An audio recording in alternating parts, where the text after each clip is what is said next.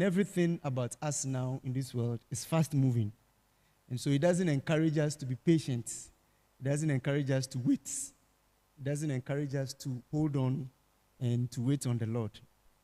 And so we want to look at Joseph's life and situation to apply in this context. And so having said that, I want us to consider our title, The Christian Wait.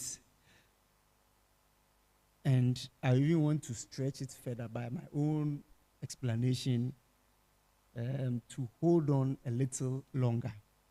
Because if you are waiting for something, it means you are not just standing there, let me use the word aloof, standing there just like that and waiting. Even if you are waiting for somebody to come, either to meet a person, if the person, you get to the destination and the person is not there, you try and then find out what is happening, especially if the person is getting late. Are you coming? What is keeping you late? Sometimes we try and do other things to keep us busy so that we don't get bored. And so in most cases, when you are waiting for somebody, or you are waiting on the Lord, or you are waiting on something, you don't just sit and just cross your leg and say, oh, I'm waiting. Or you don't just sit and or stand and say, oh, I'm waiting. And so till whatever I'm waiting for comes. So definitely, if you are waiting on or for something, it means that we also need, the one waiting also has to do something. As I said, so that you preoccupy yourself whilst you are waiting. And we also want to consider that as well. Because as Christians, as our title says, Christian wait. So one, what are we waiting for?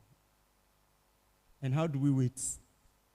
And so as I said, we would pick up a few things from the passages and then we'll open to other passages to, as time permits, then to do a few comparisons and then take some applications from there.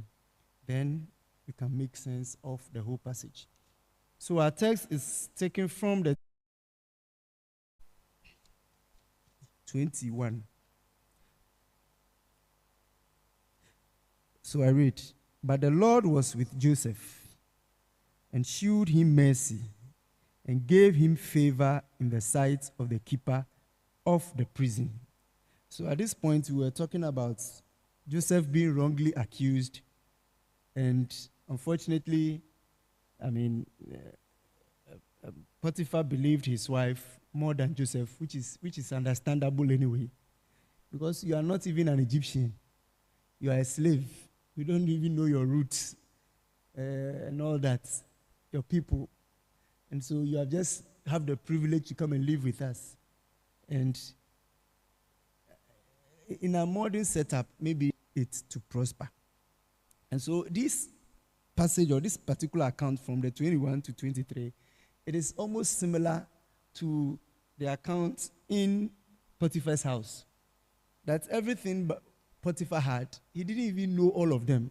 He left everything in the hands of Joseph. And he was in charge of everything. That was total and full trust that he had